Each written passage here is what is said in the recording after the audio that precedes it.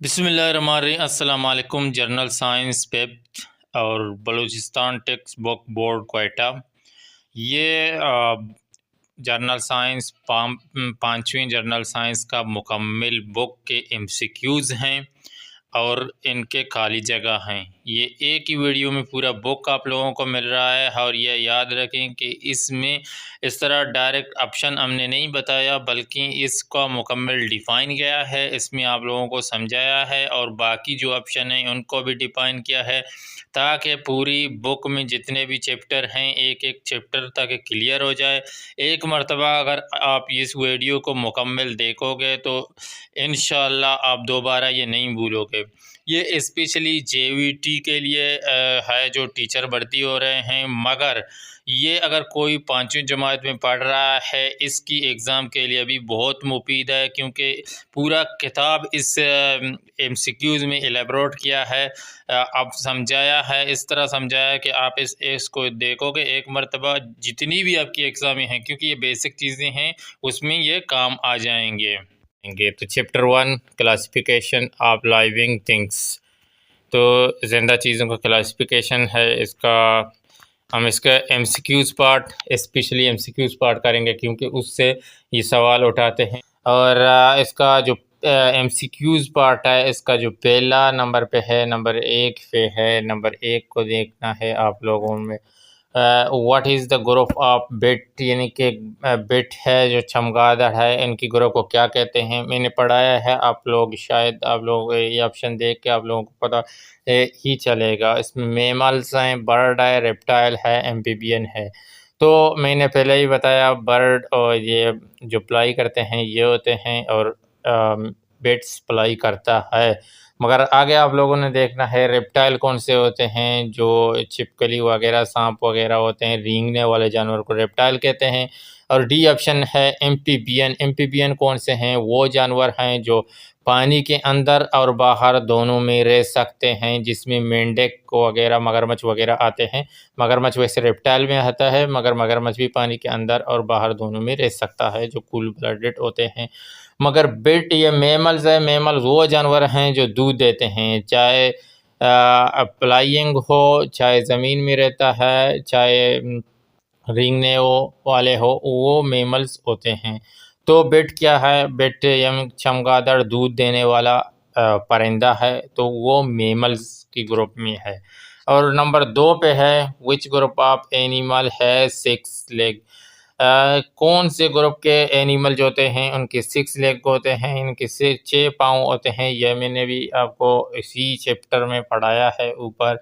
इसमें आपको ये है फिश है, एम्फीबियन है, एम्फीबियन मैंने पहले डिफाइन किया क्या है। और वर्म्स है, आपको वर्म्स का भी पता है, इनवर्टिब्रेट्स होते हैं। और इंसेक्ट, ये भी इनवर्टिब्रेट होते हैं। और इंसेक्ट के कितने पाँव होते हैं, उसके 3-3 पेयर के 6 पाँव होते हैं। और इंसेक्ट के कितने पार्ट होते हैं, उसके 3 पार्ट भी होते हैं, ये मैंने भी बताया। हेड होता है, थोरैक्स होता है, और इसका एब्डोमेन होता है, 3 हिस्से होते हैं। और सवाल नंबर 3 पे है, पार्ट नंबर 3 पे है फिश ब्रीथ थ्रू। जो फिश होता है, मछली होता है, ये ब्रीथ किस चीज़ से करता है, यानी कि सांस कहाँ से लेता है, जिससे हम अपने लंग्स से सांस लेते हैं। और कुछ जानवर ऐसे होते हैं वो अपने स्किन से भी सांस ले सकते हैं। तो ये फिश, मछली किस चीज़ से सांस लेते हैं, तो ये आप लोगों को मैंने बताया नहीं है, इसी चैप्टर में था, मगर शायद मेरे नज़र में नहीं आया। तो इसका सही ऑप्शन है सी, गिल्स जो होते हैं, गिल्स लगे हुए होते हैं मछली के। जो गर्दन गर्दन तो मछली का होता नहीं है, मगर समझ लो इसके गर्दन के पास जो गिल्स लगे होते हैं, उनसे मछली सांस लेता है। और नेक्स्ट सवाल है the number of cotyledon is maize seed is. तो जो कोटिलेडन्स मैंने पहले आपको बताया है कि जो प्लांट्स होते हैं, नंबर 4 पे देखना है। ये जो प्लांट्स होते हैं उनके 2 ग्रुप्स हैं। एक होता है फ्लावरिंग, नॉन फ्लावरिंग, और इनमें आता है और भी एक होता है डाइकोट्स, एक होता है मोनोकोट्स। जो मोनोकोट्स होता है उसका यानी कि बीज एक तेव वाला होता है, जो डाइकोट्स होता है वो 2 तेव वाला होता है। अभी हमें माइज़ का पूछ रहा है। माइज़ के 2 नाम होते हैं, कॉर्न भी उसको बोलते हैं, मक्कई। मकई का बोल रहा है कि मकई के मतलब कौन सा है, डाइकोट्स है, मोनोकोट्स है। कोटिलेट्स जो होते हैं इसके जो थे को बोल रहा है, जो दो वाला है या एक वाला है, दो छिलके वाला है, एक छिलके वाला है, कोटिलेट्स छिलके को यानी कि बोलते हैं। तो आप लोगों को पता होगा अभी कि जो मकई है वो एक छिलका वाला है, इसका कोई दूसरा छिलका निकलता नहीं है। तो इसका जवाब ए है, 1 है। और नेक्स्ट नंबर 5 पे, what is the group of sunflower plant. Sunflower जो प्लांट्स है उसकी ग्रुप कौन सी है। इधर आप लोगों ने कौन से ग्रुप देखना है, इधर आप लोगों का मोनोकोट्स एंड डाइकोट्स का पूछ रहा है।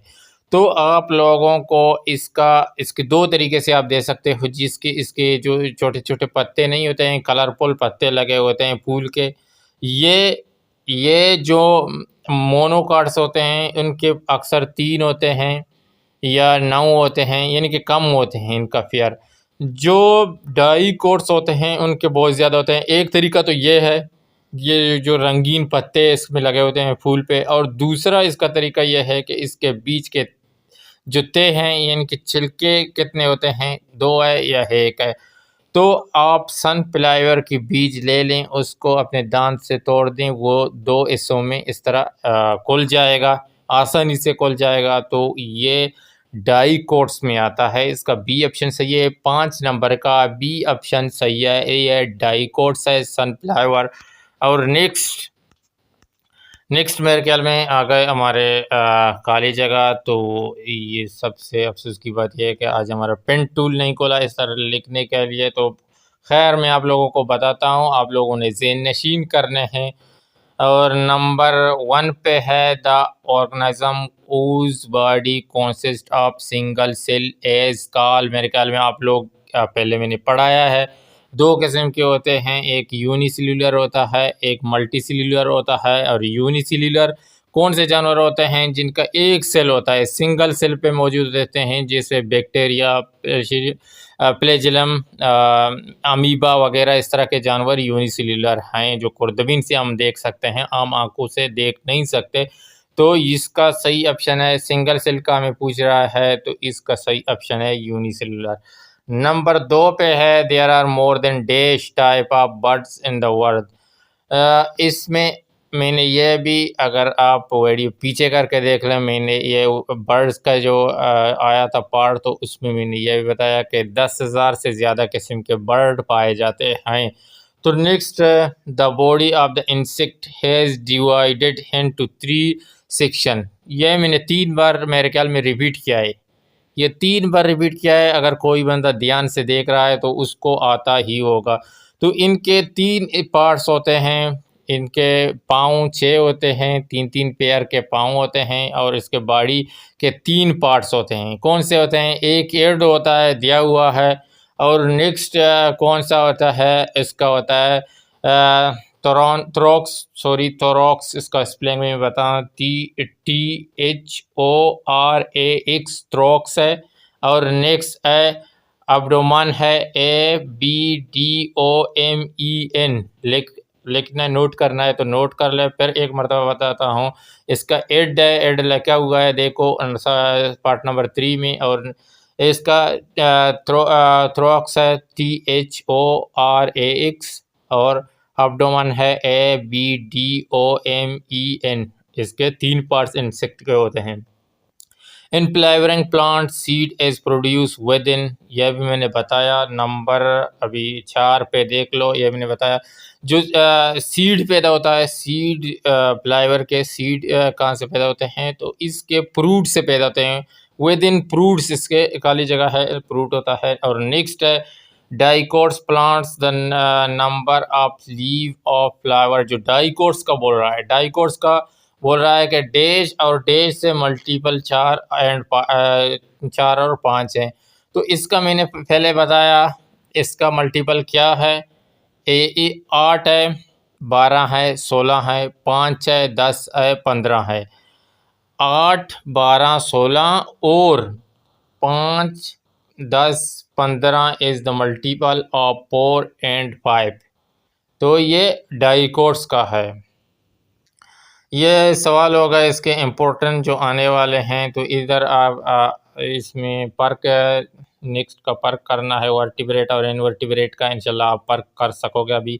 और दूसरे पे है मोनोकोट डाइकोट्स प्लांट का भी आप कर सकोगे, एलजी और पंजई का कर सकोगे। एलजी जो होते हैं वो अपना खुराक को तैयार कर सकते हैं, पंजई अपना खुराक को तैयार नहीं कर सकते हैं क्योंकि इनमें क्लोरोफिल मौजूद नहीं होता है।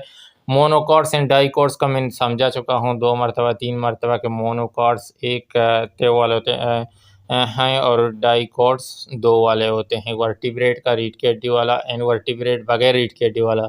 यूनिसेल्युलर मल्टीसेल्युलर का भी मैंने आपको बताया है कि यूनिसेल्युलर में एक सेल होता है, मल्टी में ज़्यादा होता है। फ्लावरिंग प्लांट है, नॉन फ्लावरिंग प्लांट, एक फूल वाला प्लांट्स होता है, एक बगैर फूल वाला। ये 2 काइंड है इनके। और नेक्स्ट पे ये सही ऑप्शन पे टिक करना है, ये भी आप कर सकते हो। बैक्टीरिया और द मल्टीसेल्युलर बैक्टीरिया, ये मल्टीसेल्युलर बोल रहा है तो आप लोगों को भी पता है कि गलत है। इसका दूसरा चैप्टर है माइक्रो ऑर्गेनिज्म, चैप्टर 2। और इस चैप्टर में हम खुर्दमीनी जानवर के बारे में स्टडी करेंगे। तो जल्दी से इसको शुरू करते हैं, इसका फर्स्ट सेकेंड चैप्टर को। इसका इम्पोर्टेंट सवाल एमसीक्यूज़ पार्ट है। और एमसीक्यूज़ पार्ट करने से पहले हम इसकी जो पूरे चैप्टर में ओवरव्यू करते हैं, इसके बाद इंशाल्लाह लास्ट में हम एमसीक्यूज़ पार्ट करेंगे जो आप क्लियरली समझ सकोगे। और जो एग्ज़ामिनर जो एग्ज़ाम का सिलेबस है उसके अकॉर्डिंग वो एमसीक्यूज़ उठाएगा इसी बुक से। तो सबसे पहले चैप्टर 2 का माइक्रो ऑर्गेनिज्म का इंट्रोडक्शन है। इंट्रोडक्शन के बाद व्हाट आर और माइक्रो ऑर्गेनिज्म। माइक्रो ऑर्गेनिज्म है क्या? माइक्रो ऑर्गेनिज्म वो छोटे से छोटे जानवर हैं जो हम आम आँख से देख नहीं सकते हैं। इनके मुख्तलिफ़ किस्म के होते हैं, ये एनवायरनमेंट में मौजूद हैं और इनमें यूनिसेल्युलर और मल्टीसेल्युलर दोनों में पाए जाते हैं, यानी कि एक कलवी वाला और कसीर कलवी वाला ये पाए जाते हैं। नेक्स्ट इसका है main group of micro organism. Micro organism के में हम ग्रुप के बारे में पढ़ेंगे। तो इसमें कौन से आते हैं? वायरस आता है, बैक्टीरिया आता है, फंगी आता है, इन्फेक्शन आता है। सबसे नंबर 1 पे वायरस है। वायरस क्या है? वायरस सबसे छोटा माइक्रो ऑर्गेनिज्म है जो आम आंख से नहीं देखा जा सकता और आम टेलीस्कोप से भी नहीं देखा जा सकता है। वायरस को देखने के लिए इलेक्ट्रॉनिक्स माइक्रोस्कोप चाहिए। ये तकरीबन बैक्टीरिया से 100 गुना छोटा है और ये कंप्लीट एक सेल पर भी मुश्तमिल नहीं है। इसकी जो बॉडी है डीएनए, आरएनए और प्रोटीन से मिलकर बना है। नंबर 2 पे बैक्टीरिया है। बैक्टीरिया भी यूनिसेल्युलर है, इनके एक कलवी वाला है जो खुर्दबीन से देखा जा सकता है और ये एनवायरनमेंट के हर जगह फैला हुआ है, हवा में भी, पानी में भी, खाने में भी। और ये डिकम्पोज करने में बहुत अहम रोल अदा करता है, यानी कि डेड बॉडीज़ हैं इनको डिकम्पोज करता है, इनका स्ट्रक्चर चेंज कर देता है। और इसका जो हमारे इंसानी बॉडी में भी ये मौजूद है। अगर हमारे ये हंत हैं, हंतों के अंदर माउथ है, यानी कि मुँह के अंदर, नोज़ नाक के अंदर।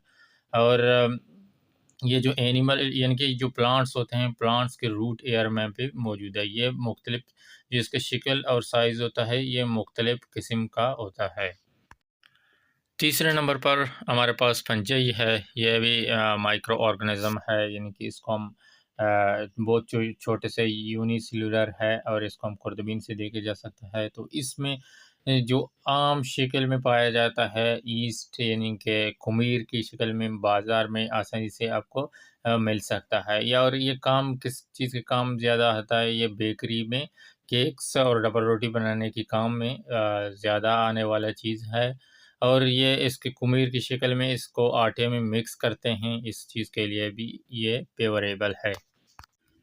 नेक्स्ट इसका एडवांटेज ऑफ माइक्रो ऑर्गेनिज्म, जो छोटे माइक्रो ऑर्गेनिज्म होते हैं उनके फ़ायदे के बारे में बताया। वैसे तो ये माइक्रो ऑर्गेनिज्म डिजीज़ पैदा करते हैं, इनकी बीमारियां पैदा करते हैं, मगर इनमें कुछ होते हैं वो यूज़फुल होते हैं इंसानी हेल्थ के लिए, एनवायरनमेंट के लिए। तो उसमें अमूमन आपको फंजाई और बैक्टीरिया बहुत फ़ायदेमंद साबित हुए हैं क्योंकि जो बैक्टीरिया और फंजाई हैं, ये जो बैक्टीरिया है वो मेडिसिन में इस्तेमाल होता है, फंजाई है वो बेकरियों में केक वगैरह फूड्स वगैरह बनाने में इस्तेमाल होता है, और इंसानी जिस्म में भी मौजूद है, खुराक को डाइजेस्ट करने के लिए भी ये फ़ायदेमंद है। इसके हम छोटे छोटे मोटे मोटे फ़ायदे हमने बता दिए, और इसके और भी कई फ़ायदे हैं। तो इसके अभी नेक्स्ट हम जाते हैं डिसएडवांटेज ऑफ माइक्रो ऑर्गेनिज़म के डिसएडवांटेज के बारे में बात करेंगे। तो इसके डिसएडवांटेज बहुत ज़्यादा हैं, मगर ये है कि जो वायरस है वो बहुत ज़्यादा डिसएडवांटेज है, यानी कि वो बीमारी फैलने में, जैसे कि पोलियो है, मीज़ल है, हेपेटाइटिस और कॉमन कोल्ड, यानी कि ये खांसी वगैरह के लिए ये वायरस की डिजीज़ से ज़्यादा फैलते हैं, वायरस की वजह से ये डिजीज़ ज़्यादा फैलते हैं। और नंबर 2 पे अगर हम कोलेरिया, टाइफाइड, निमोनिया और यानी कि टीबी वगैरह देखें, ये तो बैक्टीरिया की वजह से फैलते हैं, और इसके बाद फंजाई की वजह से एथलीट फूड और रिंगवर्म जैसी बीमारियां फैल जाते हैं। नेक्स्ट पार्ट है व्हाट इज़ इन्फेक्शन। इन्फेक्शन क्या है? जो डिजीज़ बीमारी फैलना काजेज़ होते हैं, बीमारी फैलने के काजेज़ माइक्रो ऑर्गेनिज्म होते हैं, उनको हम पैथोजन बोलते हैं। पैथोजन जब इंसानी जिस्म में इंटर होते हैं वो इम्यून सिस्टम पर हमला कर देते हैं, और ये इम्यून सिस्टम पर हमला करने के बाद जो हमारे जिस्म में वाइट ब्लड सेल होता है वो इनसे लड़ता है। तो जब ये जो माइक्रो ऑर्गेनिज्म हैं इनकी तादाद इंसानी जिस्म में बढ़ जाता है, और ये इंसानी जिस्म में इन्फेक्शन पैदा करते हैं, और इन इन्फेक्शन की वजह से इंसान को मुख्तलिफ़ किस्म की बीमारी हो जाता है। नेक्स्ट हमारे पास एक लिस्ट आ रहा है, इस जो टेबल की शक्ल में पूरे दिए हैं, इन्फेक्शन हैं, इनके काजेज़ हैं, सिम्टम छोड़ो, इन्फेक्शन और इनके काजेज़ देखने हैं, क्योंकि हमें एग्ज़ाम की पॉइंट ऑफ व्यू से देखना है और इसको हल करना है। तो ये बहुत ज़रूरी है, इसको गौर से समझने की कोशिश करें। पहले हमारे पास कौन सा आ रहा है? कॉमन कोल्ड है, कॉमन कोल्ड यह है, आम खांसी वगैरह है। ये किस चीज़ से फैलता है? वायरस से फैलता है, ये याद रखने हैं। और नेक्स्ट हमारे पास है इन्फ्लुएंज़ा। इन्फ्लुएंज़ा किस चीज़ का है? ज़ुकाम है। ये किस चीज़ से? ये भी वायरस से। और नेक्स्ट मीज़ल्स है। मीज़ल किस चीज़ से? मीज़ल है खसरा को बोलते हैं, ये किस चीज़ से फैल रहा है? ये भी वायरस से। और इसके बाद हमारे पास है क्लोरिया।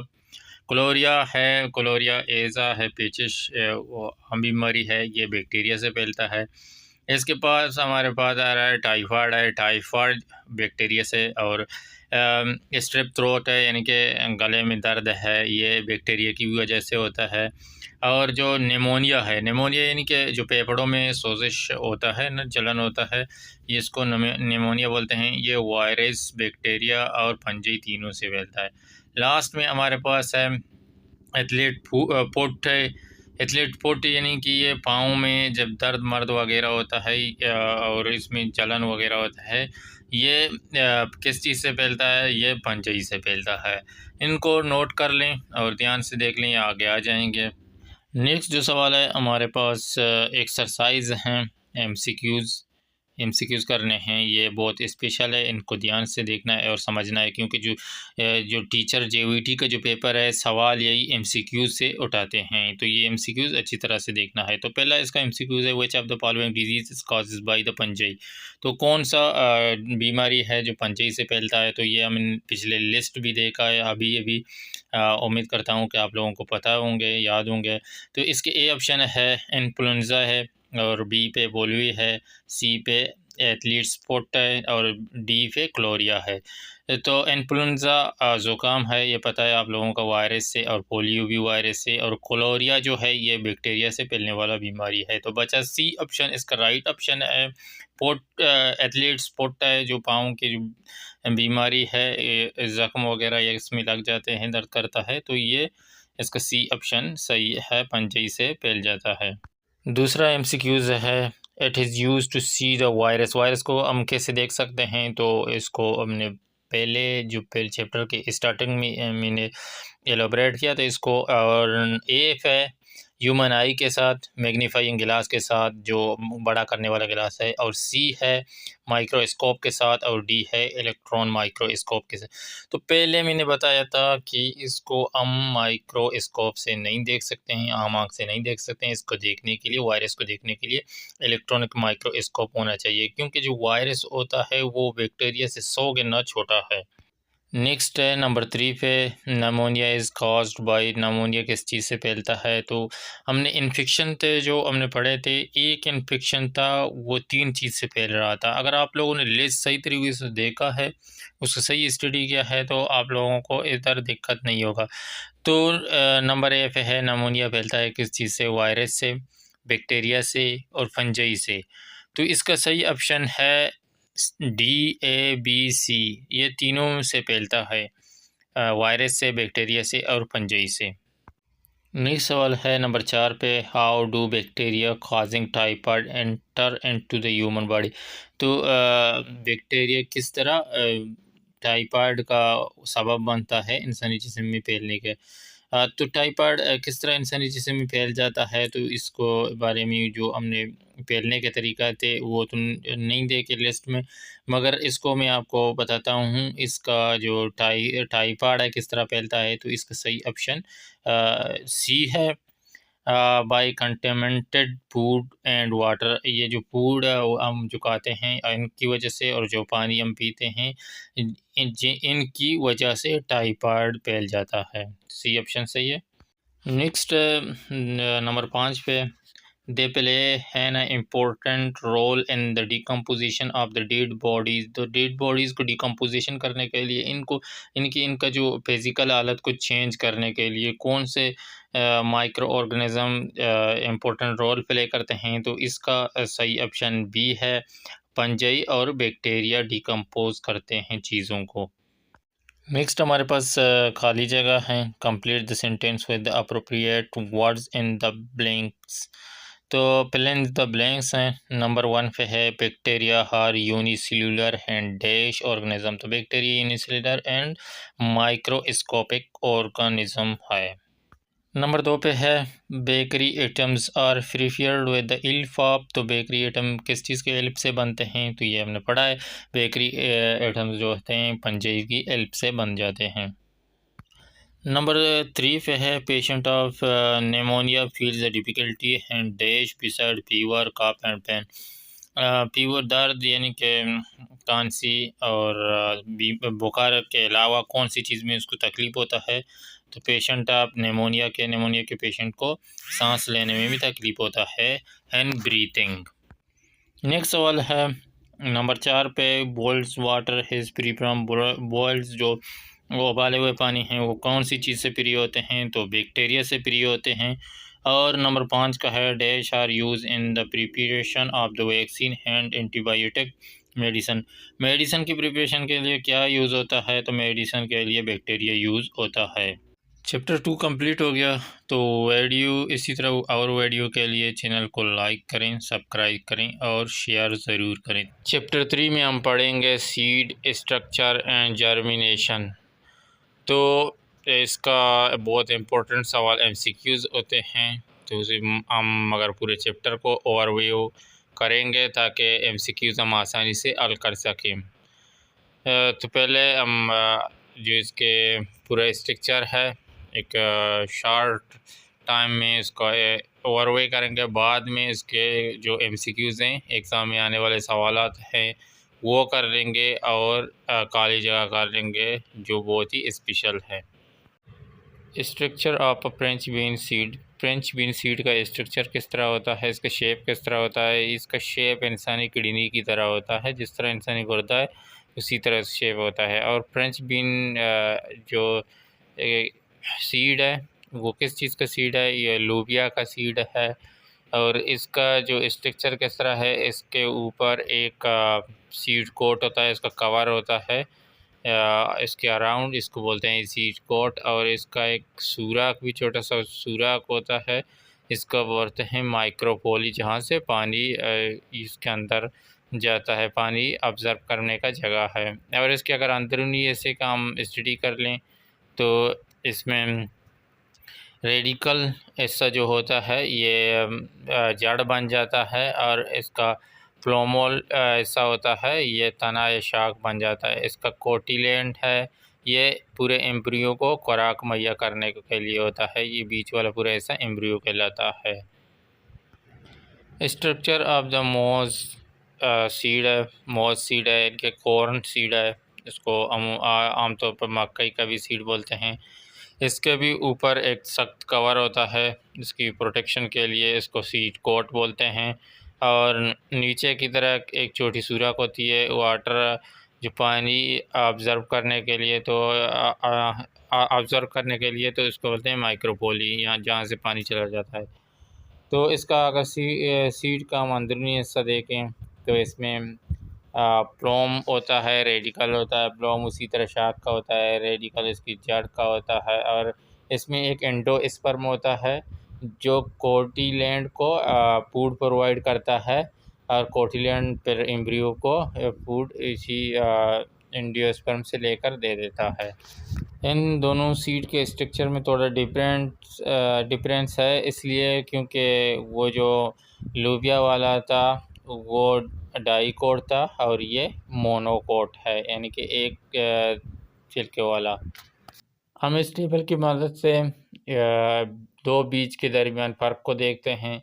एक हमारे पास लूबिया का है और दूसरा हमारे पास मकई का बीज है, जिनके स्ट्रक्चर और फंक्शन का दरमियान फ़र्क को देखते हैं कि क्या है। तो पहले स्ट्रक्चर है हमारा ये लूबिया का, अगर बीज हम देखें इसमें सीड कोट होता है, एम्ब्रियो होता है, रेडिकल होता है, प्लोमोल होता है। तो मकई का भी सीड कोट होता है, एम्ब्रियो होता है, रेडिकल होता है, प्लोमोल होता है। और जो लूबिया का है वो 2 कोटिलेडन का होता है, जबकि मकई वाला 1 कोटिलेडन और एक एंडोस्पर्म पे होता है। कोटिलेडन क्या होता है, ये जो तेव होते हैं 2 तेव वाला होता है, यानी कि बीज है जो इसको तोड़ तोड़ दो तो दरमियान से 2 हिस्से में बढ़ जाता है। तो ये और 1 कोटिलेडन होता है वो एक ही यानी कि छिलके पर है और वो 2 हिस्सों में नहीं होता है। तो नेक्स्ट हमारे पास इसके फंक्शन है।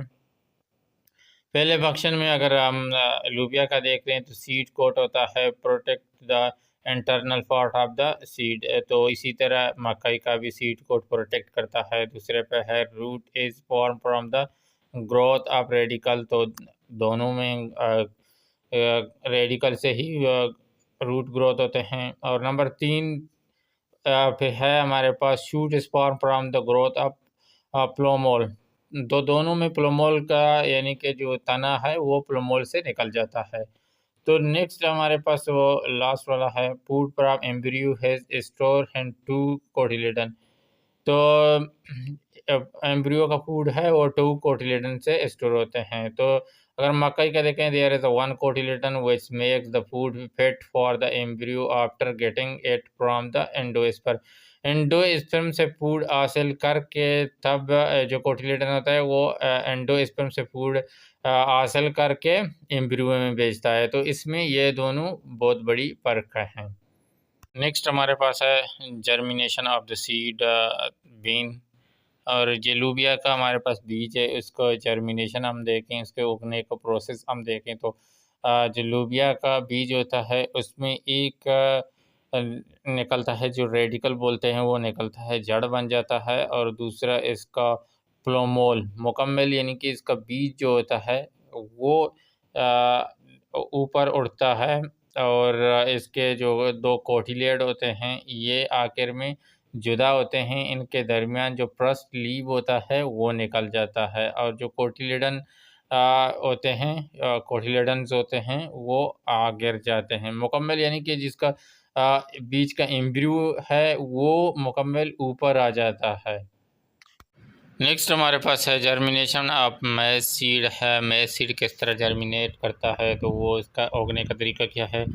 तो अगर हम पिक्चर की मदद से देखें तो पहले एक बीज लगा हुआ है जिसमें रेडिकल और प्लोमोल दोनों ऐसा नज़र आ रहे हैं। तो देखो रेडिकल रूट बन रहा है और प्लोमोल है फर्स्ट लीफ की तरफ निकल रहा है। तो इसी तरह यानी कि उसका जो बीज था वो मुकम्मल तौर पर यानी कि एम्ब्रियो था, बीज का एम्ब्रियो वो मुकम्मल ऊपर आ रहा था, और जो 1 कोटिलेडन हैं यानी कि एक तय वाला हैं, उनका बीज नहीं आता है ऊपर, वो अंदर ज़मीन के अंदर मिट्टी में ही होता है। लास्ट पार्ट है MCQs का। ये बेहतरीन सवाल यही हैं उठाते हैं, अगर जो पेपर होगा उसके लिए इधर ही से सवाल उठाते हैं। तो MCQs हम करेंगे, हमने शॉर्ट वो भी डिफ़ाइन किए हैं, अगर कोई चीज़ रह गया है तो इधर ही डिफ़ाइन करेंगे। तो पहला हमारा MCQs है, which part of seed become a new plant after growth. यानी कि ग्रो होने के बाद जो सीड का कौन सा हिस्सा है वो एक प्लांट बन जाएगा, तो एक पौधा बन जाएगा। तो इसका सही ऑप्शन हमारे पास एम्ब्रियो है। एम्ब्रियो, ये जो सीड का हिस्सा है एम्ब्रियो, वो प्लांट बनेगा, एक पौधा बन जाएगा। नेक्स्ट दूसरा हमारा MCQs है, the root of new plant grows from. तो रूट होते हैं यानी कि वो जो जड़ें होते हैं प्लांट्स का, वो बीज की किस हिस्से से ग्रो हो जाते हैं। जो एम्ब्रियो है वो बीज का मुकम्मल अंदर वाला हिस्सा है, और कोटिलेडन है ये एम्ब्रियो को खुराक प्रोवाइड करता है, और प्लोमोल है इससे तना बन जाता है, और डी पे है रेडिकल।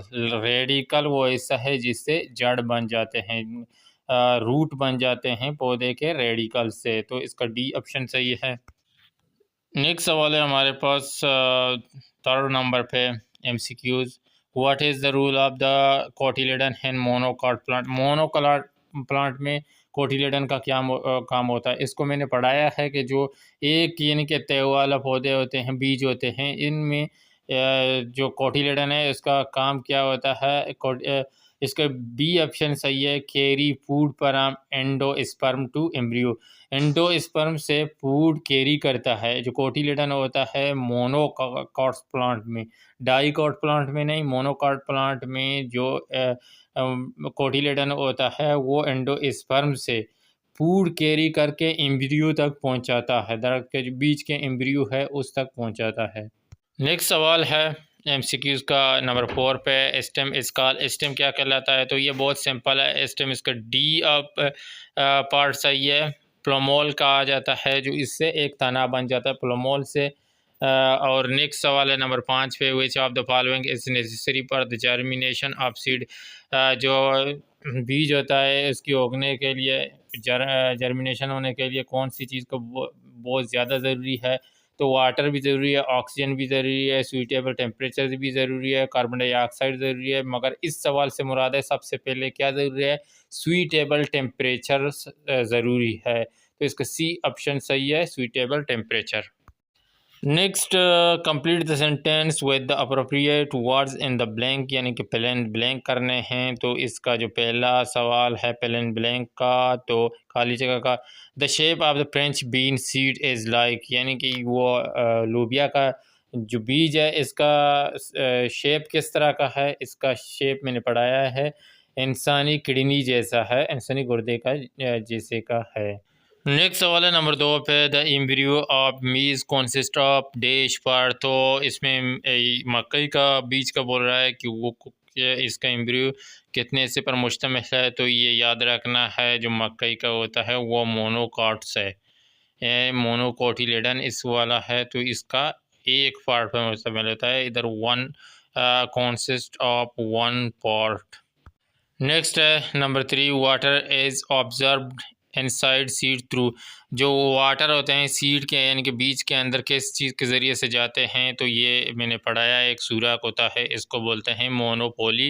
मोनोपोली के ज़रिए से वाटर सीड में चले जाते हैं।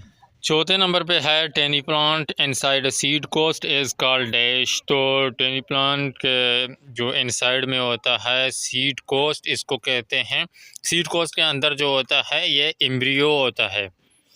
नेक्स्ट नंबर 5 पे है, embryo present in the seed needs dash for it is growth, यानी कि एम्ब्रियो जो है वो सीड के अंदर है, इसको किस चीज़ की ज़रूरत है ग्रोथ के लिए, तो कोटिलेडन की ज़रूरत है ग्रोथ के लिए।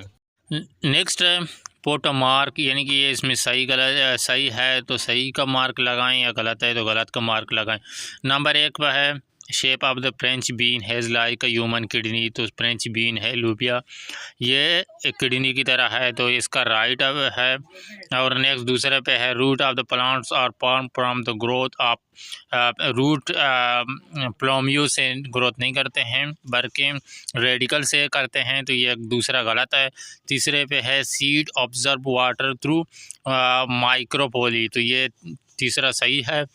मेज seed consist of the two cotyledon, ये मकई का टू कोटिलेडन नहीं है, मकई का वन कोटिलेडन पे होता है, इसको मोनोकॉट्स कहते हैं। नेक्स्ट नंबर 5 पे the suitable temperature for the germination of the seed should be between 10-35 degree centigrade, तो ये सही है। टेम्परेचर सुइटेबल टेम्परेचर जर्मिनेशन के लिए 10 से 35 डिग्री सेंटीग्रेड है, तो ये सही है। ये हमारा कंप्लीट हो गया चैप्टर 3, तो इसके बाद हम इंशाल्लाह चैप्टर 4 करेंगे। चैप्टर 4 में हम स्टडी करेंगे एनवायरनमेंटल पोल्यूशन, यानी कि माहौली आलूदगी का हम स्टडी करेंगे। इसके इम्पोर्टेंट सवाल MCQs हैं और इसके हम खाली जगह दोनों करेंगे। MCQs में इंशाल्लाह हम पूरे चैप्टर को MCQs ही में डिफाइन करेंगे, क्योंकि MCQs की जो एक ऑप्शन हम जो करेक्ट ऑप्शन है उसको नहीं, बल्कि जो चारों ऑप्शन हैं उनको डिफाइन से पढ़ेंगे, तो इस तरह हमारा जो चैप्टर है वो मुकम्मल कवर हो जाएगा MCQs पोर्शन में। MCQs के एक्सरसाइज हैं, तो इन सर्कल द करेक्ट आंसर, जो करेक्ट आंसर होगा उसको सर्कल में करना है। तो सबसे नंबर 1 पे पहला MCQs है, which of the following disease is caused by air pollution, वो कौन सा बीमारी है जो हवाई आलूदगी की वजह से फैल जाता है। तो इसमें हम ऑप्शन देखेंगे, ऑप्शन को डिफाइन करेंगे, फिर आप लोगों को खुद पता चलेगा कि करेक्ट ऑप्शन कौन सा है। नंबर ए पे हमारे पास कोलोरिया डिजीज़ है, और हमें पता चलना चाहिए कि कोलोरिया डिजीज़ किस वजह से फैल जाता है, तो इसको कोलोरिया पानी की वजह से फैल जाता है। तो नंबर बी पे हमारे पास टाइफाइड है, ये भी पानी की वजह से फैलने वाला बीमारी है। और इसके बाद सी पे हेपेटाइटिस, तो ये भी पानी की वजह से फैलने वाली बीमारी है। और हमारे पास डी पे है लंग्स कैंसर, फेफड़ों का कैंसर है, ये हवा की यानी कि एयर पोल्यूशन की वजह से, अगर आप सिगरेट पी रहे हो यानी कि आप आलूदा जो धुआं है, ये हवा है वो अंदर लेके जा रहे हैं, तो इसकी वजह से भी ये फैल सकता है। इसलिए तो इसका करंट आंसर है डी, लंग्स कैंसर।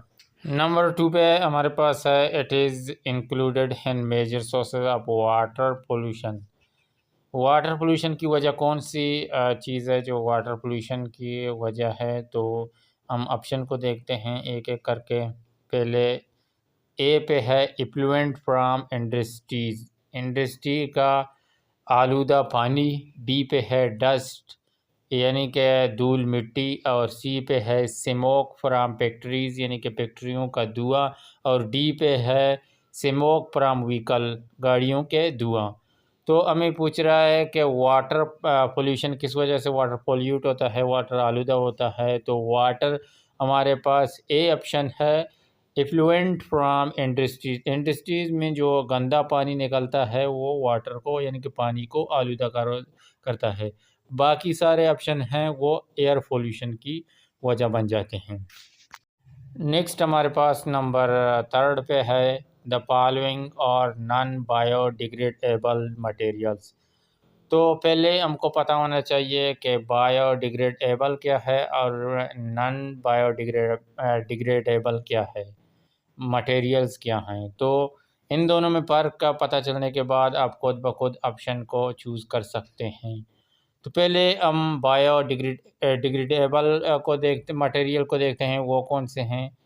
तो जो चीज़ यानी कि डिकम्पोज़ होगा यानी कि गल सड़ जाएगा, पड़े पड़े गल सड़ जाएगा, वो बायोडिग्रेडेबल है। अगर हम मिसाल ले लें, अगर लकड़ी है, कपड़ा है, और इसी तरह बहुत सी चीज़ें हैं जो पढ़ते पढ़ते यानी कि ख़त्म हो जाते हैं, जल्दी डिकम्पोज़ हो जाते हैं। अभी हम नॉन बायोडिग्रेडेबल को मटेरियल को देखते हैं। नॉन नॉन बायोडिग्रेडेबल मटेरियल कौन से हैं? जो चीज़ यानी कि आसानी से गल सड़ नहीं जाते हैं, यानी कि आसानी से वो सड़ते नहीं हैं। तो इनमें आम मिसाल प्लास्टिक की है, जो ज़मीन में धँस जाता है तो काफ़ी यानी कि टाइम बाद भी निकालो वो उसी तरह सही सलामत पड़ा हुआ है। अगर शीशे की मिसाल ले लें, वो भी इसी तरह जल्दी गलता सड़ता नहीं है। तो ये क्या है, नॉन बायोडिग्रेडेबल मटेरियल हैं। अभी आप लोगों को तो इन पता चल गया होगा कि सही ऑप्शन कौन-सा है। हमारे पास ए पे है लीव्स ऑफ ट्री। दरख्त के पत्ते होते हैं वो जल्दी गल सड़ जाते हैं। और सी पे हमारे पास है pieces of cloth, cotton cloth हो या दूसरे क्लॉथ हो, वो भी जल्दी काटन वैसे जल्दी सड़ता है, मगर दूसरे भी सड़ जाते हैं। डी पे है पीसेस ऑफ न्यूज़पेपर, अखबार की हो चाहे नोटबुक की हो, ये जल्दी सड़ जाते हैं। तो ये बायोडिग्रेडेबल मटेरियल हैं और हमें नॉन बायोडिग्रेडेबल मटेरियल देखने हैं। तो बी ऑप्शन पे है प्लास्टिक टॉयज़। जो प्लास्टिक के बने हुए खिलौने वगैरह होते हैं वो सड़ते नहीं हैं प्लास्टिक के, क्योंकि प्लास्टिक के बने होते हैं। तो इसका बी ऑप्शन सही है।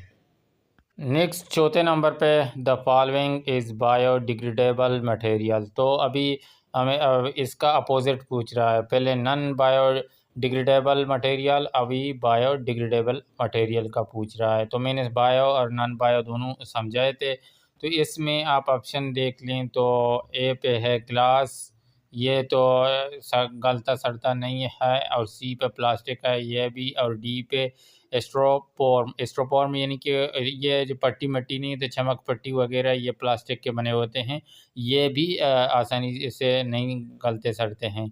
तो बी ऑप्शन पे है फ्लोर। फ्लोर हमारे पास है, फ्लोर आटा को बोलते हैं, आटा आसानी से सड़ जाता है, वो ख़त्म हो जाता है। तो ये बायोडिग्रेडेबल मटेरियल है, तो इसका बी ऑप्शन सही है। नेक्स्ट नंबर 5 पे हमारे पास है the following cause land pollution, यानी कि जो ज़मीनी पर आलूदगी है इसकी वजह कौन सी है। तो इसमें ऑप्शन दिए हैं, हम ऑप्शन देखते हैं। बी को अगर हम देखें तो टॉक्सिक गैस है, जो यानी कि जहरीले गैस होते हैं, ये तो नहीं है, ये लैंड पोल्यूशन नहीं है, एयर पोल्यूशन है।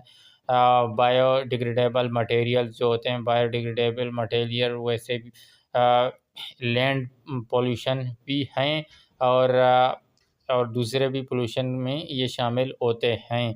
तो ये ऑप्शन हम नहीं लेते हैं, क्योंकि ये दो तरीके का है, लैंड भी है, वाटर पोल्यूशन भी है, दोनों में शामिल होता है। और डी पे है और नाप विकल गाड़ियों की जो आर्न वगैरह हैं, ये भी एयर पोल्यूशन में शामिल होता है। ए ऑप्शन है एम्स ऑफ गार्बेज, यानी कि जो कचरा का जो एम्स बने हुए हैं, कचरे के ढेर लगे हुए हैं, तो ये लैंड पोल्यूशन है, ज़मीनी आलूदगी है, जहाँ-जहाँ कचरे के जो ढेर लगे होते हैं। तो इसका सही ऑप्शन ए है, एम्स ऑफ गार्बेज। नेक्स्ट हमारे पास complete the sentence with the appropriate words in the blank, यानी कि फिल इन द ब्लैंक है, खाली जगह पूर करने हैं। तो नंबर 1 पे हमारे पास है the cause of the increase in the mean earth temperature is dash pollution. तो अर्थ को यानी कि टेम्परेचर बढ़ाने के ज़रिए क्या कौन सा पोल्यूशन है, तो इसका सही ऑप्शन है एयर पोल्यूशन। नेक्स्ट नंबर 2 पे हमारे पास है dead bodies of organism are the example of dash material. तो ये मुर्दे जानवर होते हैं, इनके बॉडीज़ होते हैं मुर्दे जानवरों के, तो ये क्या हैं, ये बायोडिग्रेडेबल मटेरियल हैं, यानी कि गल सड़ने वाले हैं। नंबर 3 पे है disease like cholera typhoid and dysentery can be causes by the drinking dash water. तो ड्रिंकिंग पोल्यूट वाटर, यानी कि आलूदा पानी पीने से ये एक बीमारी का वजह बन सकते हैं। चौथे नंबर पे हमारे पास है prepare public dash over the personal vehicle. तो प्रिपेयर पब्लिक ट्रांसपोर्ट होगा इधर। और नेक्स्ट 5वें नंबर पे हमारे पास है प्लास्टिक इज डैश मटेरियल। तो प्लास्टिक नॉन बायोडिग्रेडेबल मटेरियल्स हैं, तो इसका ऑप्शन नॉन बायोडिग्रेडेबल मटेरियल है। चैप्टर 5 में हम स्टडी करेंगे matter and change in it is state के बारे में। तो इससे स्पेशल सवाल एमसीक्यूज़ हैं, हम एमसीक्यूज़ पोर्शन को करेंगे और एमसीक्यूज़ के बाद इसका जो खाली जगह है वो भी कर लेंगे। एमसीक्यूज़ के इसी पूरे चैप्टर को एमसीक्यूज़ पोर्शन में कवर करेंगे। वो किस तरह के, अभी 4 ऑप्शन हैं एमसीक्यूज़ की, हम राइट ऑप्शन नहीं बल्कि चारों ऑप्शनों को डिफाइन करेंगे। इस तरह हमारा मुकम्मल चैप्टर एलाबरेट होगा एक ही वीडियो के अंदर। तो चलो शुरू करते हैं पहले एमसीक्यूज़ के साथ। हमारे पास एमसीक्यूज़ पोर्शन है एक्सरसाइज, और इसमें इनसर्कल द करेक्ट ऑप्शन। जो करेक्ट ऑप्शन होगा उसको गोल दायरे में करना है। तो पहले एमसीक्यूज़ से शुरू करते हैं। इन विच फिजिकल स्टेट, और कौन से जो फिजिकल स्टेट है, matter particle execute vibratory motion, जो मादे के ज़र्रात होते हैं वो वाइब्रेशन अंजाम देते हैं। तो किस हालत में वो वाइब्रेशन अंजाम देते हैं? सॉलिड हालत में, लिक्विड हालत में, गैस हालत में, या तीनों हालत में। तो जब मादा यानी कि मैटर सॉलिड हालत में होगा तो इसके जो पार्टिकल होते हैं यानी कि ज़र्रात होते हैं, एटम्स होते हैं, वो बहुत एक दूसरे के साथ क्लोज होते हैं, उनमें हरकत करने का जगह नहीं मिलता है। तो इस वजह से वो वाइब्रेट सिर्फ कर सकते हैं। तो इस सवाल का सही जवाब ए है, सॉलिड में। नेक्स्ट नंबर 2 पे हमारे पास है, what is the name of the process in which sold object change into the liquid on eating, यानी कि गर्म करने से एक सख्त चीज़ वो लिक्विड में, माए में बदल जाता है। तो इसका खैर जवाब सिंपल है, मगर 2 चीज़ इसमें इसके ऑप्शनों में हैं, वो आप लोगों को समझना है। एक एवापोरेट है और दूसरा है कंडेंसेशन। तो सी पे एवापोरेट है हमारे पास। एवापोरेट क्या है? तो एवापोरेट जब समंदर से बुखारात या किसी भी पानी से जब बुखारात ऊपर आसमान की तरफ जाते हैं, यानी कि बादल बन जाते हैं, तो इस अमल को बोलते हैं इवापोरेशन। और डी पे हमारे पास है कंडेंसेशन। इसको हम सिंपल अल्फाज में अगर बताएं तो यही जो भाप ऊपर उठ के बादल बन गए हैं, अभी ये गैस की शक्ल में है ना। समंदर में गर्मी लगने की वजह से, पानी को गर्मी की लगने की वजह से वो भाप की शक्ल में गैस की शक्ल इख्तियार करके ऊपर जाते हैं, ऊपर ये बादल बन जाते हैं। और इनको जब फिर ये ठंडे हो जाते हैं, फिर ठंडे हो जाते हैं, माए की शक्ल में आते हैं, अभी बरसने के लिए रेडी हैं, यानी कि कंडेंसेशन में आ जाएंगे तब भी बारिश होगी, क्योंकि माए की शक्ल में आ जाएंगे ना। इस अमल को बोलते हैं कंडेंसेशन। गैस से माए की हालत में आते हैं, इस अमल को बोलते हैं कंडेंसेशन। तो जब कोई हमारा सवाल है, जब कोई सॉल्ट ऑब्जेक्ट चेंज होता है लिक्विड में, तो किसी चीज़ को आप शख्स को गर्म करोगे वो माए हालत में आएगा। तो इसका बी जवाब सही है, मेल्टिंग प्रोसेस। नेक्स्ट नंबर 3 पे हमारे पास सवाल है, what is the name of process during which gas change into liquid on cooling, यानी कि ठंडा करने पर गैस लिक्विड की हालत में हमें मिल जाते हैं। और पहले हमारे पास यानी कि सॉल्ट था, सॉलिड बॉडी था, यानी कि अगर सॉलिड बर्फ़ है हमारे पास तो बर्फ़ को आप गर्म करोगे तो वो लिक्विड बन जाएगा। तो यानी कि उसको मेल्ट हो जाएगा ना। अभी हमारे पास गैस है, इसको माए की शक्ल में कन्वर्ट करना है, लिक्विड की शक्ल में कन्वर्ट करना है गैस को। इसको यानी कि आप कूल कर रहे हो, तो गैस क्या हो रहा है? गैस फ्रीज़ हो रहा है, फ्रीजिंग इसका सही ऑप्शन है, फ्रीजिंग। इवापोरेट एंड कंडेंसेशन मैंने पिछले सवाल में आप लोगों को समझाए हैं। अभी इसका सही ऑप्शन है फ्रीजिंग प्रोसेस।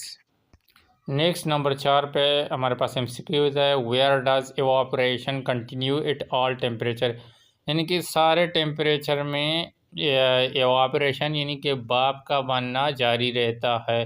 तो इसमें कुछ आलत दिए हैं, तो कौन कौन से आलत हैं? तो इसमें हमेशा ये याद रखें कि बर्फ़ की हालत में ये कभी यानी कि एवापोरेट यानी कि भाप नहीं बनते हैं। अगर बर्फ़ के सरफेस से भाप बनना है तो ये पहले लिक्विड की हालत में जाएगा, बर्फ़ को सूरज की रोशनी लगेगा, वो लिक्विड की हालत में जाएगा, फिर इसके ऊपर से यानी कि एवापोरेट होगा, यानी कि भाप उठ जाएगा। तो इसका सही ऑप्शन डी है, at the surface of liquid. Liquid जो पानी होता है वो लिक्विड होता है, उससे भाप निकल जाते हैं। नंबर 5 पे हमारे पास है, which process play in a important role in water cycle. Water cycle में कौन सा जो किरदार है वो बहुत ही इम्पोर्टेंट रोल प्ले कर रहा है।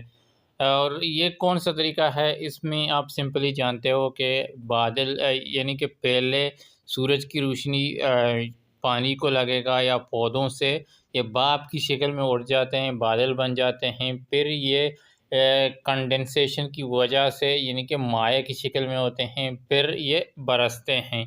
बरसने के बाद वो पानी फिर नदी नालों दरियाओं समंदरों में जाता है और फिर इसी तरह सूरज की रोशनी लगने से इवापरेट होता है, फिर कंडेंसेशन होता है, फिर बरसता है। तो इसका जवाब बहुत इजी जवाब है, डी इसका ऑप्शन सही है, इवापोरेशन एंड कंडेंसेशन।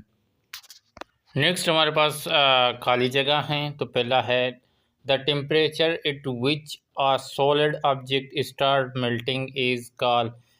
कोई टेम्परेचर होगा जिसमें सॉलिड यानी कि सख्त ऑब्जेक्ट होगा, वो उसका मेल्टिंग स्टार्ट होगा, उसको क्या कहते हैं? तो इसको कहते हैं मेल्टिंग पॉइंट। दूसरे नंबर पे है the temperature at which a liquid boil is called it is days. इसका क्या कहलाता है? जब लिक्विड बॉयल होता है तो इसका कहलाता है गैसियस। नेक्स्ट नंबर थर्ड पे हमारे पास है in solid object the arrangement of particle is fixed in dash. एक सॉलिड जो सख्त ऑब्जेक्ट है उसके पार्टिकलों के अरेंजमेंट में वो इसके पार्टिकल फिक्स और क्या होते हैं? इसके पार्टिकल फिक्स और रेगुलर होते हैं। इसका ऑप्शन रेगुलर सही है। नेक्स्ट नंबर 4 पे the release of water from leaves and other part of the plants is called.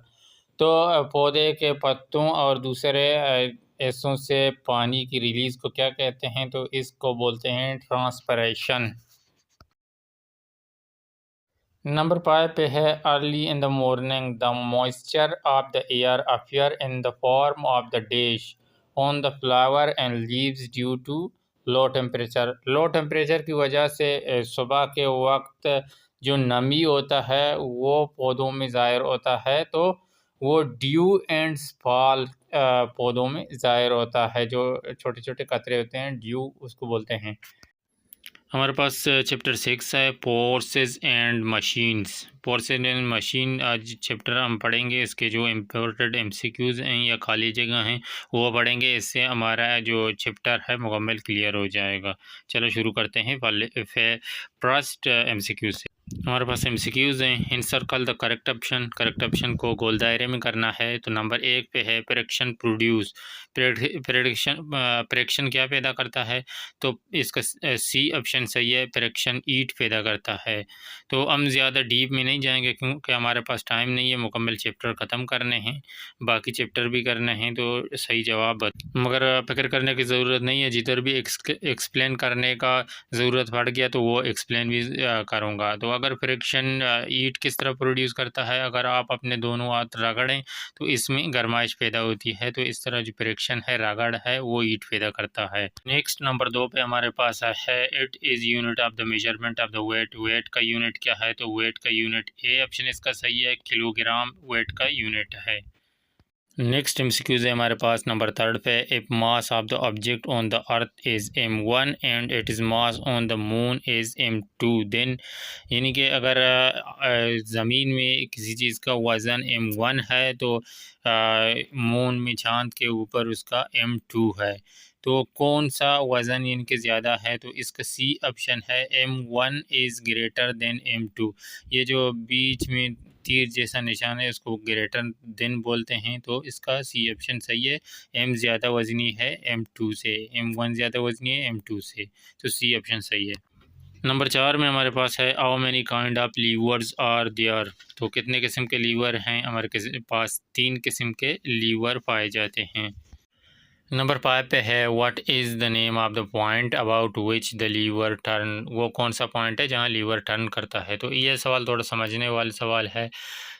तो लीवर कितने किस्म के होते हैं? 3 किस्म के ऊपर में हमने पढ़ा है। जहाँ लीवर टर्न टर्न करता है उसको क्या बोलते हैं? उसको बोलते हैं पोलक्रम। पोलक्रम वो जगह है, अगर कैंची को हम देखें, कैंची के बीच में एक जगह है जो यानी कि उसके दोनों जो हिस्से हैं उनको घुमाओ, वो घूमने वाला जो जिसका जगह है इसको पोलक्रम बोलते हैं। अगर प्लास को हम देखें, प्लास के मुंह के बाद एक जगह पर दोनों जुड़ चुके हैं, इस जगह को पोलक्रम बोलते हैं। लोड जहाँ वो मुंह है उसका उठाने वाला हिस्सा है या कैंची काटने वाला हिस्सा है उसको लोड बोलते हैं, और इफेक्ट जहाँ पकड़ने वाला जगह है उसको इफेक्ट बोलते हैं। तो ये आई होप ये आप लोगों को समझ में आ गया है। तो नहीं आए कमेंट्स करें, मज़ीद समझाऊँगा। चैप्टर 7 पे है properties and behaviour of light. तो हम चैप्टर 7 में properties and behaviour of light के बारे में पढ़ेंगे। इसका एमसीक्यूज़ हैं वो हम कर लेंगे। इससे ये फ़ायदा होगा कि हमारा चैप्टर है वो कवर हो जाएगा इंशाल्लाह। चलो एमसीक्यू से शुरू करते हैं। इन सर्कल द करेक्ट ऑप्शन। तो करेक्ट ऑप्शन को गोल दायरे में करना है। तो पहला हमारे पास एमसीक्यूज़ है लुमिनियस ऑब्जेक्ट। लुमिनियस ऑब्जेक्ट कौन से हैं पहले ये जानना आपको बहुत ज़रूरी है। हम इतना डिफ़ाइन नहीं करेंगे, मगर जहाँ डिफ़ाइन की ज़रूरत होगा वहाँ लाजमी करेंगे ताकि आप लोगों का कंसेप्ट क्लियर हो जाए। तो लुमिनियस ऑब्जेक्ट वो ऑब्जेक्ट हैं जिसमें जो लाइट यानी कि रोशनी खुद पैदा करते हैं, रोशनी एमिट करते हैं, खारिज करते हैं, उनको बोलते हैं लुमिनियस ऑब्जेक्ट। यानी कि अगर बल्ब ले लें या सूरज ले लें, ये लुमिनियस ऑब्जेक्ट हैं, ये पैदा कर रहे हैं, रोशनी खुद पैदा कर रहे हैं। तो अभी जवाब तो क्लियर हो गया। तो बी ऑप्शन इसका सही है, प्रोड्यूस देयर ओन लाइट। वो अपना खुद का लाइट पैदा करते हैं। नंबर 2 पे हमारे पास एमसीक्यूज़ है, which object has non luminous. Non luminous कौन से हैं? तो नॉन लुमिनियस वो ऑब्जेक्ट हैं जो खुद रोशनी पैदा नहीं करते हैं, जिन पर रोशनी पड़ता है वो इनकी चमकते हैं, तो रिफ्लेक्ट करते हैं रोशनी को, तो वो नॉन लुमिनियस हैं। तो ऑप्शन में हमारे पास मून है, जो सूरज की रोशनी उन पर पड़ता है, तो वो खुद उसका कोई लाइट नहीं है, सूरज की रोशनी में वो रोशन होता है। इसका बी ऑप्शन सही है, मून। नंबर 3 पे हमारे पास है ऑब्जेक्ट इज़ ट्रांसलूसेंट। तो कौन सा ऑब्जेक्ट ट्रांसलूसेंट है पहले हमें समझना चाहिए कि ट्रांसलूसेंट क्या है। ट्रांसलूसेंट वो ऑब्जेक्ट हैं जिनमें किसी हद तक रोशनी फार हो सकता है, यानी कि कम्प्लीटली रोशनी फार नहीं हो सकता है, और किसी हद तक छोटी मकदार में इनके रोशनी फार हो सकती है, उसको बोलते हैं। बिल्कुल रोशनी फार नहीं हो रही ये भी नहीं है, और बिल्कुल रोशनी फार हो रही है वो भी नहीं है, किसी हद तक रोशनी फार होता है। तो इसमें हमारे पास टिश्यू पेपर है, उसमें किसी हद तक रोशनी फार होता है। बाकी जो क्लियर गिलास है, क्लियर वाटर है, इनमें रोशनी मुकम्मल तौर पर पास होता है, और ओड में बिल्कुल पास नहीं होता। तो इसीलिए हमारे पास बेस्ट ऑप्शन अभी बच गया है D, tissue paper. Next number 4 पे हमारे पास है लाइट ट्रेवल्स। लाइट किस तरह ट्रेवल करती है? तो इसका सही ऑप्शन हमारे पास, लाइट तो स्ट्रेट में यानी कि सीधी ही ट्रेवल करती है, और इसका सही ऑप्शन है सी, इन अ स्ट्रेट लाइन। नेक्स्ट हमारे पास नंबर 5 पे है lunar eclipse is form when. यानी कि चांद गिरन कब होती है? तो चांद गिरन किस तरह होती है ये आप लोगों को पता होना चाहिए कि जब ज़मीन चांद और सूरज के दरमियान जब आती है तो चांद ग्रहण पड़ती है। किस तरह कि जब ज़मीन चांद और सूरज के दरमियान आती है तो चांद पर रोशनी नहीं पड़ती है, इसलिए चांद ग्रहण होती है। तो इसमें हमारे पास ऑप्शन है earth comes between sun and moon. तो बी पे हमारे पास ऑप्शन सही है, earth comes between sun and moon. Chapter number 8 में हम पढ़ेंगे इलेक्ट्रिसिटी एंड मैग्नेटिज़्म।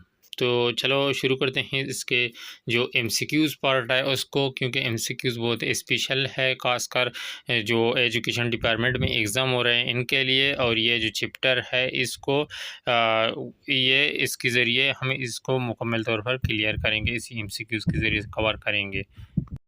चैप्टर 8 के एक्सरसाइज हैं MCQs. Circle the correct option. जो करेक्ट ऑप्शन होगा उसको गोल दायरे में करना है। तो पहला एमसीक्यूज़ है cloud responsible for the thunder है। जो बादल हैं उनमें जो गरज है वो किस चीज़ की वजह पैदा होती है? तो इसका सही ऑप्शन ए है लाइक चार्ज। चार्ज की वजह से ये होती है। किस तरह चार्ज पैदा होती है? जो वाटर वाइफर्स आपस में टकराते हैं, जो भाप की शक्ल में जो पानी उड़ते हैं वो उधर आपस में टकराते हैं, या वो हवा से टकराते हैं, तो इस वजह से इधर चार्ज होता है तो गरजने की आवाज़ पैदा होती है। नंबर 2 में हमारे पास है which of the following is not essential for the electric circuit. Electric circuit के लिए कौन सा नीचे दिए गए कौन सी चीज़ ज़रूरी नहीं है।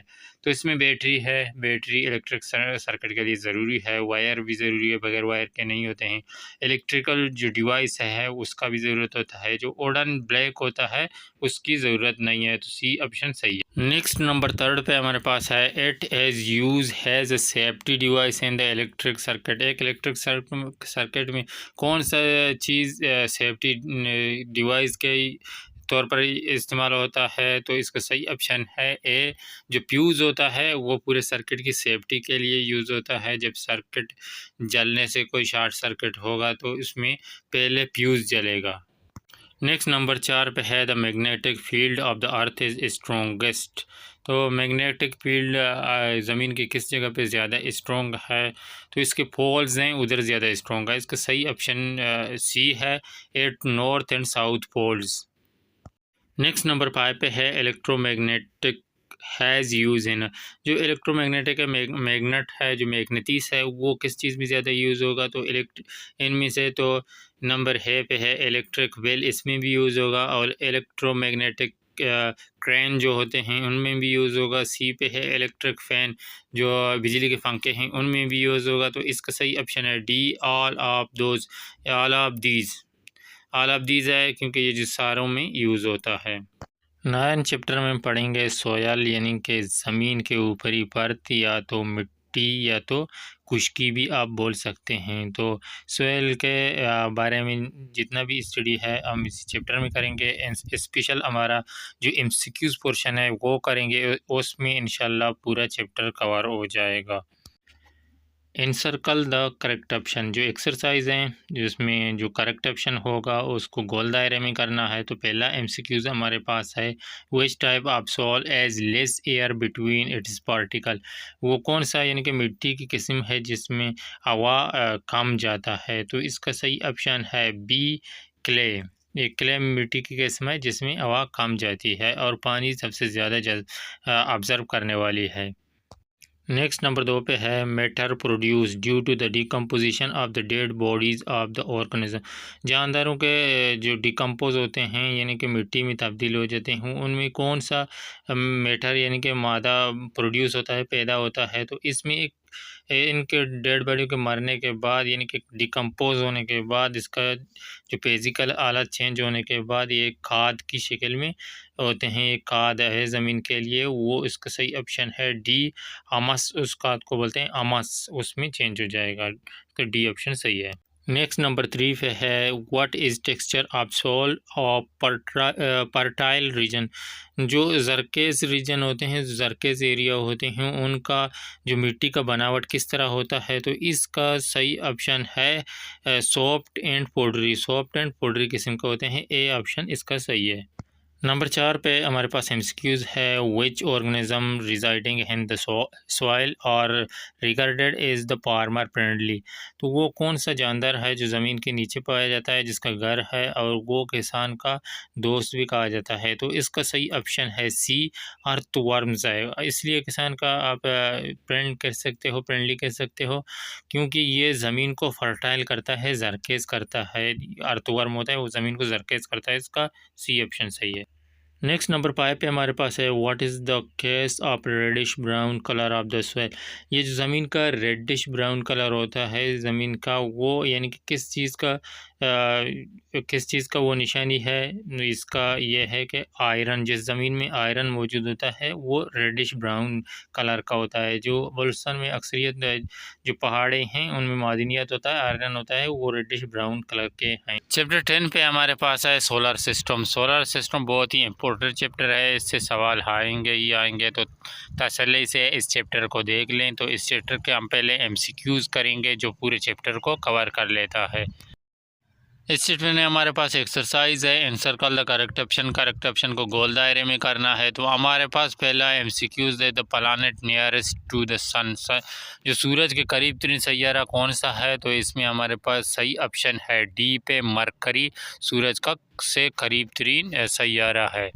नेक्स्ट नंबर 2 पे हमारे पास है, it is famous by the name of reddish planet. Reddish planet पर कौन सा सैयारा है जो रेडिश के नाम से मशहूर है। तो इसका सही ऑप्शन ए है, मार्स रेडिश प्लानट्स है। नेक्स्ट हमारे पास नंबर 3 पे है, it is the time to complete one rotation of the Mars about it is X. यानी कि जो मार्स है, सैयारा मार्स है, वो अपने मदार में एक चक्कर पूरा करता है। तो इसको कितने टाइम पे पूरा करता है। ए पे हमारे पास 22 घंटा है, या बी पे 22 डे है, और सी पे 24 घंटा है, और डी पे 24 डे है। तो सी ऑप्शन इसका सही है, 24 घंटे में एक चक्कर पूरा करता है मार्स, जबकि ज़मीन 23 घंटे में पूरा करता है।